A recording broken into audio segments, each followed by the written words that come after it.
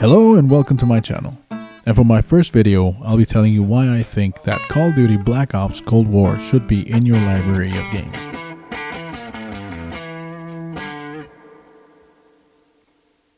Straight off the bat, you'll notice that there's a campaign mode, which was completely abandoned in Black Ops 4, which was a total bummer for me because I like my games to have at least a basic storyline. The game revisits the action-packed vintage experience of the first Black Ops game, delivering plenty of intense moments throughout the campaign while slightly changing things up a bit by introducing and focusing on espionage. Like Black Ops 1, Cold War dials back time, landing us smack in the middle of the Cold War era, hashtag no-brainer. And I feel that they did a great job capturing the essence of the 80s in terms of visuals and sounds within the game. Perhaps not so surprisingly, we see the return of old school characters like Woods, Mason and Hudson, who have become staples of the series since the first Black Ops. Treyarch really know how to develop their characters, because the new ones like Adler, Sims, Park and Lazar left a mark of their own by the time the game was over. Adler was of particular interest to me, and his character did well carrying the storyline and filling in Hudson's shoes. Not bad considering all this character development took place in a shorter campaign compared to the first Black Ops. Not a lot has changed in terms of game mechanics other than the introduction of the new enemy overhead caution indicator, similar to what you'd see in Assassin's Creed or Metal Gear Solid. One major upgrade that I have to talk about is the resistance you feel on the trigger buttons L2 and R2 when you aim or shoot if you're playing on a PS5.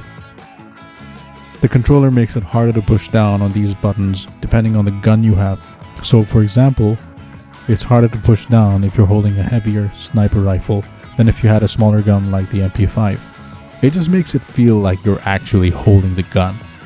Not to mention when you're actually shooting it. The button you use for shooting, which is the R2 button, rattles off like a real trigger would, and the controller makes it sound like it too. Every gun has a personality of its own, and I've been addicted to that feature ever since I started playing. I normally don't like playing FPS shooters on a regular console controller, but this changed my mind. Now I'm a huge fan of classic rock, and I have to say that they went out on a limb getting rights to include music from the era, which definitely gained them points in my books, and definitely added to the immersion. You have a few side or optional missions here and there, but I feel they don't do too much in the way of extending the storyline gameplay, which just left me wanting more. So let's talk a little bit about the multiplayer mode. I noticed a lot of negative feedback on YouTube for the multiplayer mode, but in all honesty, I haven't had so much fun in an FPS multiplayer game before. I just can't get enough of it. The game throws you into the mix with the press of a button with tons of weapon combos to choose from. I spent the first few games testing out every gun I could get my hands on, and later narrowed it down to the one I liked the most and kept upgrading that one. This brings me to the ranking or leveling system and weapon upgrades and the customizations. This game makes you feel every bit of improvement that you make in your gameplay by rewarding you every step of the way with both experience and weapon mods. The more you play with a weapon, the more parts you can play around with on that weapon. You can choose whether you want to increase its firepower or forgo that for more speed and accuracy. You even have plenty of unique paint jobs or skins and trinkets to choose from to really make it feel like your own. When I was playing Black Ops 4, I felt that the operators were all generic and random, but this changes in Cold War, since now you start off with a handful of operators but are quickly rewarded with more mainstream ones like Adler, Woods and Sim as you progress through the ranks. The maps. There isn't a map that I don't like in this game.